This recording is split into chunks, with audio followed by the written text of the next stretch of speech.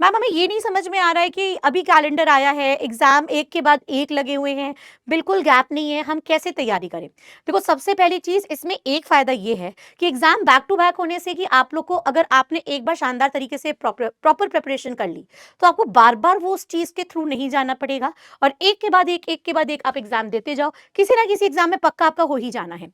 But इसके लिए आपको एक स्मार्ट रणनीति की ज़रूरत है। क्या करना है? आपको सिर्फ़ और सिर्फ़ डेली क्लासेस अटेंड करनी है। ठीक है, डेली क्लासेस आपकी ऐप पे चलती हैं, आपको उनको अटेंड करना है, क्योंकि जो ऐप पे क्लासेस चलती हैं proper theory based concept classes होती हैं।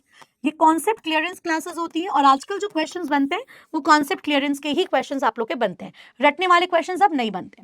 उसके बाद आपको टारगेट करना है, डेली एक मॉक आपको लगाना ही लगाना है।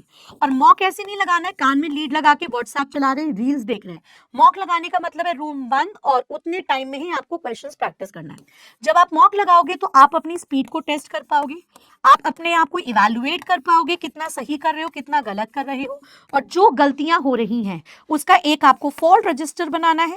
फॉल्ट रजिस्टर में अपनी सारी फॉल्ट्स लिखनी है जो आप गलतियां कर रहे हो और हर संडे उसको रिवाइज करना है। तो अगर आप एक ऐसे स्मार्ट स्ट्रैटेजी पे चलते हो, अपना थ्योरी पढ़ो, कॉन्सेप्ट क्लियर करो और डेली आपको एक टेस्ट आपको जरूर देना है। प्रॉपर सिलेबस का रिवाइज कर लो, बिकॉज आप लोग का जो जितना भी सब्जेक्ट है, आप उतने सब्जेक्ट को सही आंसर तभी मार्क कर पाओगे जब आपका कॉन्सेप्ट और रिवीजन पूरा होगा, क्योंकि आपने पढ़ा तो सब कुछ है but revision is very need. ठीक है, revision is a very basic need, so I proper revision एक बहुत ही बेसिक नीड होती है। तो आई रियली एडवाइज यू कि आपको जितना पढ़ना है आप पढ़ लो, लेकिन अब आप इस फ्लो में बिल्कुल फॉलो करो, डेली क्लासेस लगाओ, डेली वन मॉक लगाओ और प्रॉपर रिवाइज करो, subject wise, chapter wise, variety of questions को इंक्रीज करिए। And I wish you all the very best.